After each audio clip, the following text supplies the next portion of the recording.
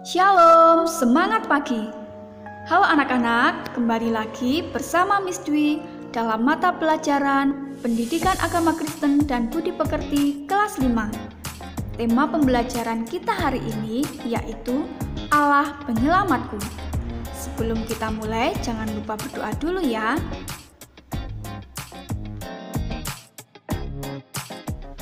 Kasih Allah kepada manusia begitu besar.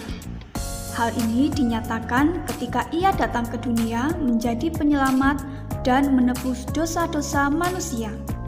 Menjadi penyelamat berarti melakukan perbuatan baik kepada orang yang membutuhkan pertolongan.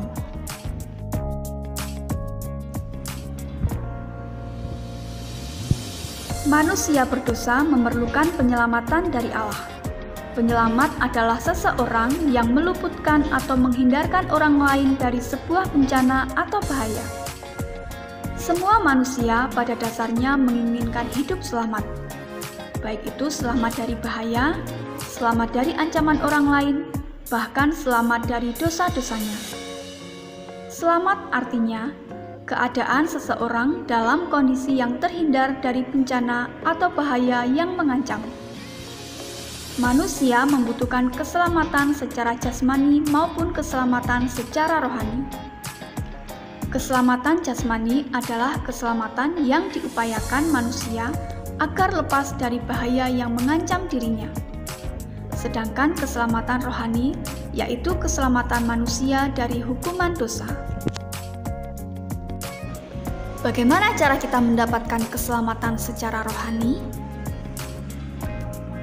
Keselamatan rohani hanya bisa diberikan oleh Tuhan Yesus. Orang yang menerima penyelamatan dijadikan anak-anak Allah. Penyelamatan Allah adalah anugerah bagi manusia yang berdosa.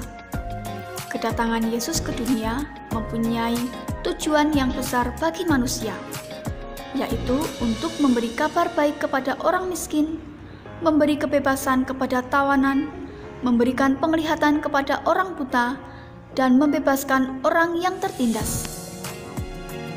Kita bisa melihat karya penyelamatan yang dilakukan Allah kepada umat-Nya melalui Alkitab.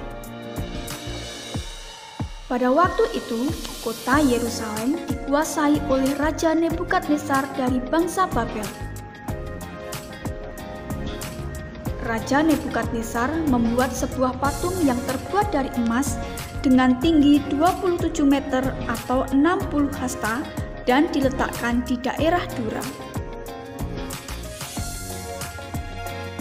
Raja memberi perintah kepada semua pembesar dan rakyatnya untuk sujud menyembah kepada patung emas buatannya ketika mendengar bunyi-bunyian sangkakala. Bagi yang tidak menaati perintahnya akan dihukum dan dimasukkan ke dalam dapur api. Ada 3 orang yang tidak sujud menyembah kepada patung buatan raja itu.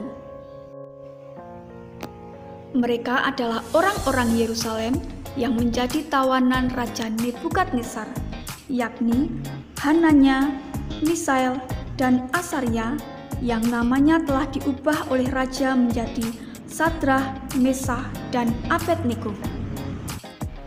Mereka kemudian ditangkap dan dimasukkan ke dalam dapur api yang sangat panas.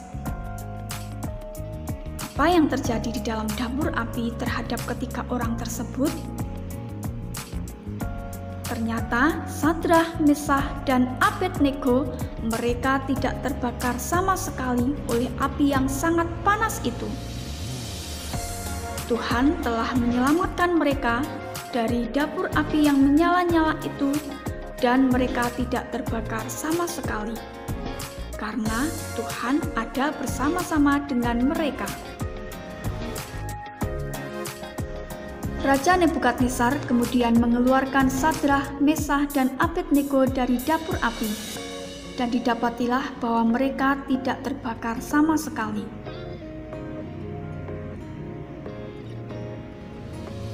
Akhirnya, Raja Nebukadnezar mengetahui bahwa Sadrah, Mesah, dan Abednego adalah Tuhan yang berkuasa.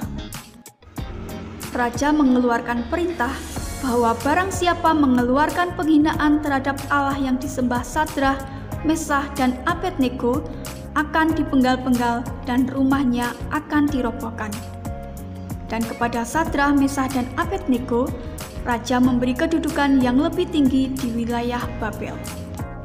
Anak-anak, dari kisah tadi kita bisa mengambil suatu pelajaran bahwa Tuhan akan memberikan keselamatan kepada umat-Nya yang selalu setia kepadanya.